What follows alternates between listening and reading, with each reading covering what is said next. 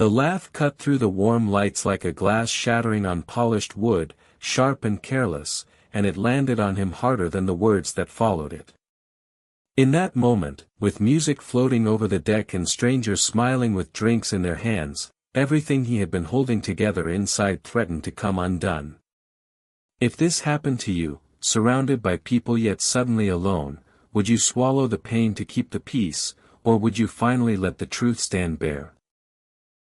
The party was set on a chartered yacht drifting near the California coast. The city lights of San Diego flickering like distant promises. Andrew Walker stood stiffly near a small table, his shoulders tight beneath a navy jacket that still smelled faintly of laundry soap and exhaustion. Across from him, Madison Cole leaned forward, her laughter echoing again as if the moment amused her. She had arrived radiant, confident, glowing in a way that made strangers turn their heads. While Andrew had arrived already tired, already wondering if he belonged there at all. He was a single father of two, a man who measured time in school pickups and late-night bills, not champagne flutes and polished decks. Andrew's life had not always been this heavy. Once he had dreams that stretched farther than his checking account, hopes that weren't interrupted by nightmares or calls from school nurses. But that was before his wife passed away from a sudden illness, leaving him with a grief that settled deep in his bones and two small children who needed him to be everything at once. He learned to cook simple meals, to braid hair clumsily, to read bedtime stories through the ache in his throat. Dating had never been a priority. Survival was. Madison entered his life later, bright and ambitious, drawn to his quiet steadiness, but never fully understanding the cost of it. At the party, Madison's words hung between them like a dare. Her laughter softening the cruelty just enough to make it sting more. She implied she could walk away whenever she wanted, that this life, his life, was something she could set down without consequence. Andrew felt the familiar burn of humiliation.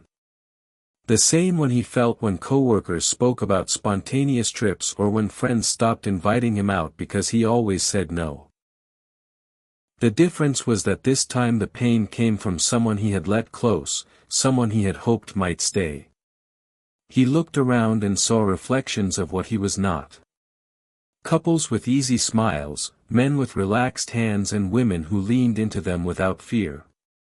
For a fleeting second, Andrew imagined his children at home, asleep under mismatched blankets, trusting him to choose wisely even when they weren't watching. What choice would you make if you knew your silence might teach your children to accept less than they deserve? Andrew didn't raise his voice or slam his hand on the table. He simply straightened, feeling years of swallowed words align behind his spine. He let Madison's challenge land where it may, and gave it nothing in return but calm acceptance. That quiet response shocked her more than anger ever could have. Around them, the party continued, oblivious, but something irreversible had shifted between them. Madison left shortly after, her heels clicking away with wounded pride, and Andrew stayed behind longer than he needed to. He watched the water move, dark and endless, and felt the weight of loneliness settle in. There was relief in it, too. A strange peace in choosing honesty over comfort. Still, as he drove home later through empty streets, the doubts crept in. He wondered if he had pushed away the last chance at companionship he would ever have, if standing his ground meant choosing solitude forever. Days passed filled with routine and quiet reflection. Andrew returned to packed lunches, homework checks, and late shifts at work. Yet something inside him felt lighter, as if a knot had finally loosened.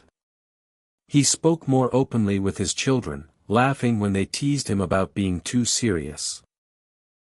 Holding them a little longer before bed, he realized that love, real love, never demands humiliation as the price of staying.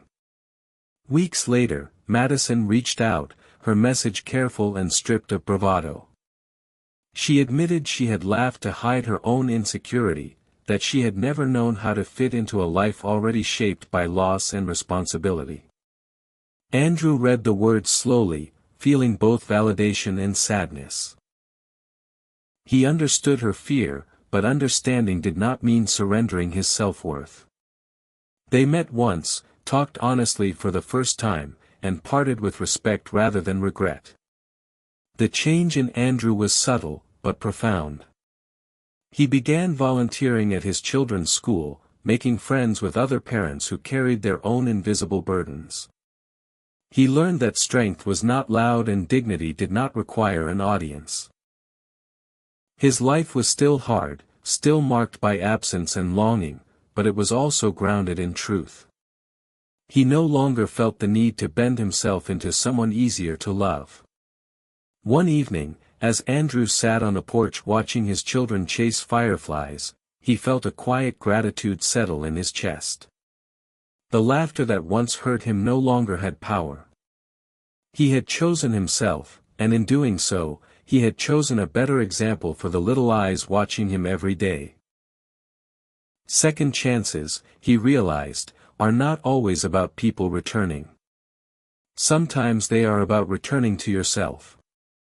Before the story ends, pause for a moment and tell us in the comments what you would have done if you were in Andrew's place.